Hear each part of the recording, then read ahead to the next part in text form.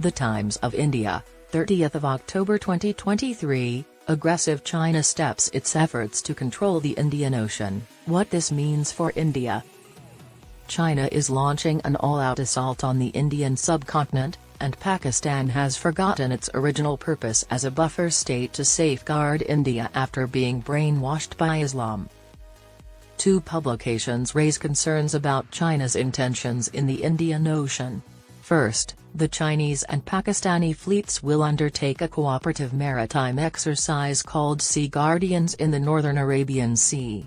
The Song-class diesel-electric submarine, a destroyer, a frigate, a tanker, and a support vessel make up the Chinese anti-piracy escort force, APEF. This will replace the 44th APEF and the 45th Chinese APEF. It seems perplexing that a submarine would be used for anti-piracy. The Chinese espionage ship Shi-Yan 6 has also arrived at the port of Columbo. Chinese multipurpose vessels are regularly called in Sri Lankan ports. Second, the expanding capabilities of plan are disclosed in a Pentagon paper released on October 19, 2023. The plan's abilities to perform missions beyond the first island chain are growing as it acquires larger and more advanced platforms and gains more experience operating in distant waters, the statement reads. According to this statement, with an overall battle force of over 370 ships and submarines, including more than 140 major surface combatants, the plan has the most significant fleet in the world in terms of numbers. According to the data from the previous year, there were 340 ships overall.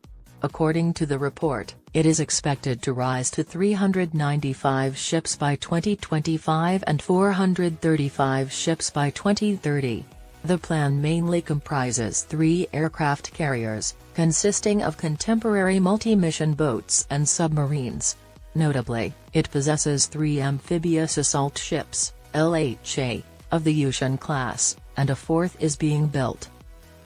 Furthermore, all Chinese civil ferries can transport significant passenger and vehicle loads. These platforms serve 2 purposes and are part of the Chinese military civil fusion development strategy, which aims to support China's national rejuvenation goals by fusing its security and development strategies into its integrated national strategic system and capabilities. Active defense is the cornerstone of China's comprehensive maritime strategy. Most importantly, the civilian ships handle the jobs that the military finds challenging.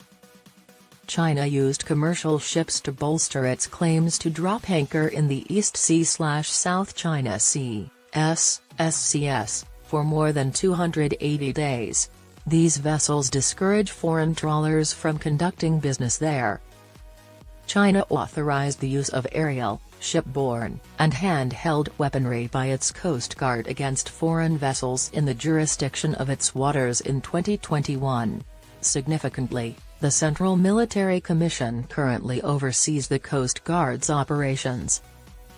Essentially, the goal of the law is to include Coast Guard in its fleet. Although the Coast Guard is only supposed to be used near China, this rule may enable its navy to concentrate on other regions. Securing marine routes for energy supplies and trade and extending its maritime control over sea lines of communication, SLOCs, are among China's geostrategic objectives in the Indian Ocean. General Liu Huaqing, the strategy's third commander from 1982 to 1988, saw the value of sea routes for China and devised a 3-stage process to expand the plan's worldwide reach by the middle of the 21st century. China had to build a naval force that could operate up to the first island chain in the first phase, which lasted from 2000 to 2010. During the second phase, which lasted from 2010 to 2020, plan's capabilities were expanded to enable it to function as a regional force in the double island chain. Aircraft carriers will be the centerpiece of the plan's transformation into a blue water navy in the third stage, 2020 to 2049. The plan is currently in its third phase. China's two-ocean, Pacific and Indian, policy reflects the country's primary naval doctrine, which has been centering on sea control since the 1980s. China wants to establish its hegemony and construct a new order with other littoral countries in the region, challenging other powers, especially India, to solidify China's position as the leading force. China's China-Indian Ocean Region Forum on Development and Cooperation, hosted in November 2022, is evidence of this. Expansionism is the primary force behind China. China has established multiple outposts in the area over the years. It can conduct operations outside its military station in Djibouti, and Gwadar and Hambantota are essentially under Chinese sovereignty. It is working harder to finish the Kyaukphyu port in Myanmar and stepping up its BRI involvement in Bangladesh. China is expanding its artificial island and growing its investments in the Maldives. China is investing in strategic projects in the Seychelles. Remarkably, China is the only country with an embassy on every one of the 6 Indian Ocean islands: Comoros, Madagascar, Sri Lanka, Maldives, Mauritius, and Seychelles. China's first string of pearls included bases in Djibouti, naval and military base, Pakistan, Gwadar, Sri Lanka, Hambantota, Bangladesh, Chittagong, Myanmar, Kyaukphyu, and Columbo City Port in Sri Lanka. It is constructing a second pearl string that will join the Maldives, Seychelles, Djibouti, and Gwadar. There are reports of Chinese intervention in municipal elections to support pro-Chinese candidates and organizations. In the Indian Ocean, Chinese submarines coexist with espionage ships. China is attempting to establish its hegemony in the Indian Ocean by replicating its S/SCS strategy. India must take the necessary action to prevent China from changing the status quo in the area.